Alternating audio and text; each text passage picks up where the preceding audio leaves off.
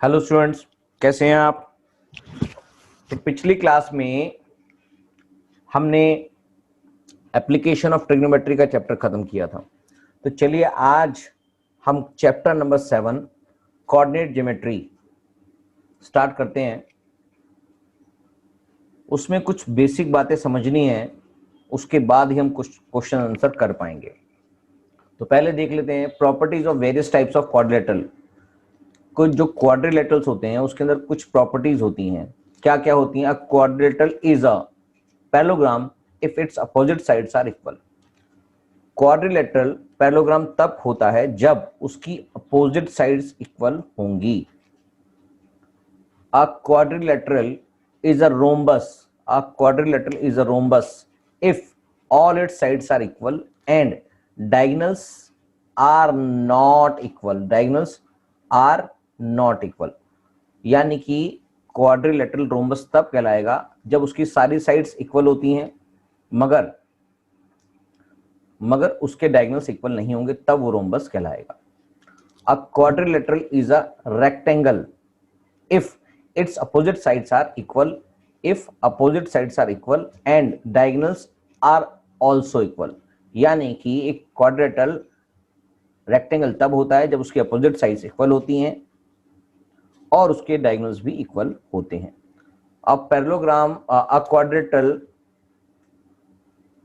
is a parallelogram but not rectangle if its opposite sides are equal and diagonals are not equal. यानी कि एक quadrilateral तब वो parallelogram होता है जब उसकी अपोजिट साइड्स तो इक्वल होती है मगर डायगोनल्स इक्वल नहीं होते। अगर डायगोनल्स इक्वल हुए तो वो अपने आप में एक रेक्टेंगल बन जाएगा।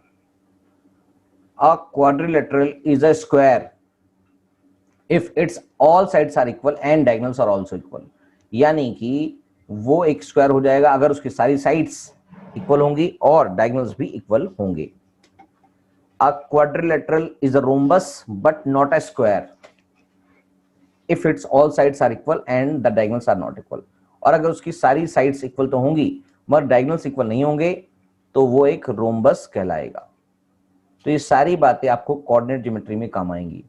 तो चलिए अब समझ लेते हैं कोऑर्डिनेट ज्योमेट्री का बेसिक यूसेज जो होता है वो मैप्स के अंदर दो जगह का डिस्टेंस निकालने के लिए, डिजिटल कैमरा के लिए, डिजिटल स्कैनर के लिए, सिविल इंजीनियर्स के लिए काफी ज्यादा यूज होता है।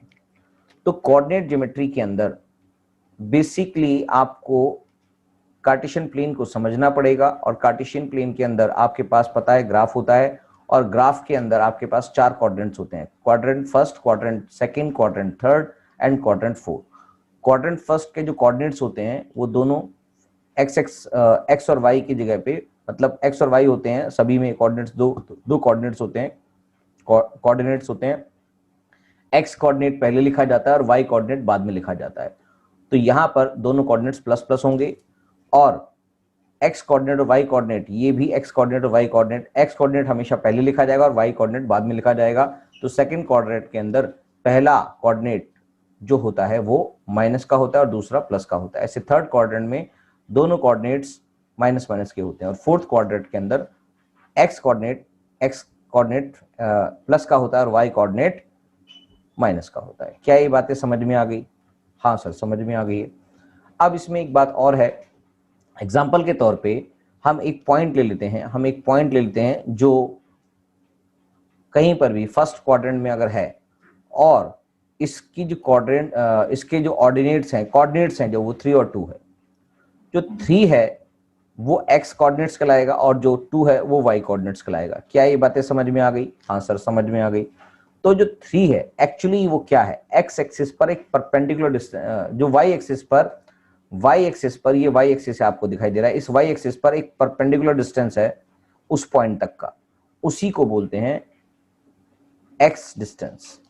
और अगर आप उस जो भी एक पॉइंट आपने ले रखा है उसका जो डिस्टेंस है एक्स एक्सिस से, तो वो डिस्टेंस वाई को दिखाता है। क्या ये बात समझ में आ गई?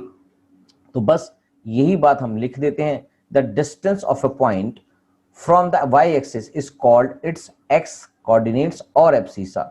X point is the perpendicular distance from Y. और दूसरी चीज हमने जो x के लिए बताई, the distance of a point from x axis is called y coordinates और ordinates y point is the perpendicular distance from x। ये बातें आपको क्लियर होनी चाहिए। आगे की बात है, linear equation is into variables of the form.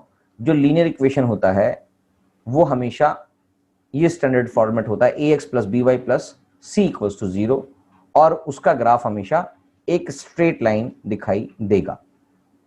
ऐसे ही quadratic equation of two variables कैसा दिखाई देगा, उसकी इक्वेशन हमेशा इस तरह से दिखाई देती है ax square plus B Y plus C equals to 0 वेयर a is not equals to 0, क्योंकि a के साथ स्क्वायर जुड़ा हुआ है, तो अगर a 0 हो गया तो स्क्वायर भी नहीं होगा। तो क्वाड्रेटिक इक्वेशन के लिए एक स्टैंडर्ड फॉर्मेट जो है वो इक्वेशन का ये है, और ये हमेशा एक पैराबोला के रूप में दिखाई देगा।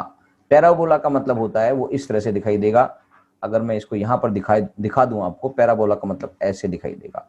और पैराबोला जो होता है उसके किसी भी पॉइंट पर उसका नीचे का जो एरिया होता है वो इक्वल कहलाता है। ये ध्यान रखेंगे बातों को। तो बस यानी कि जो ये वाला पॉइंट आपने देखा, ये वाला एरिया हो, और नीचे जो दूसरा एरिया आपके सामने दिख रहा है, या ये वाला एरिया हो, या तीसरा पॉइंट जो दिख रहा है आपके सामने, चाहे वो ये वाला एरिया हो, इन तीनों का, और ये जो मैंने आपको पहले वाला एरिया दिखाया था वो ये वाला एरिया था, तो इन तीनों का एरिया इक्वल होगा। क्या बात समझ में आ रही है? हाँ सर, ये बात समझ में आ रही है। जो हमने ये वाला एरिया, इसी का पार्ट है ये वाला, ठीक है, ये इसका है। दूसरा वाला ये जो वाला पहला वाला था ये हो गया, और तीसरा वाला ये हो गया। इन तीनों का एरिया इक्वल होगा। पर जो पैराबोला होता है उसका मतलब ये होता है उसके किसी भी पॉइंट से नीचे का एरिया इक्वल कहलाता है। तो ये कुछ बेसिक बातें थी जो आपको मैंने बताई। आगे समझते हैं, कुछ एक डिस्टेंस फार्मूला होता है, उसी के बेसिस पर हम फर्स्ट एक्सरसाइज करेंगे। तो अगली क्लास में हम डिस्टेंस फार्मूला समझते हैं।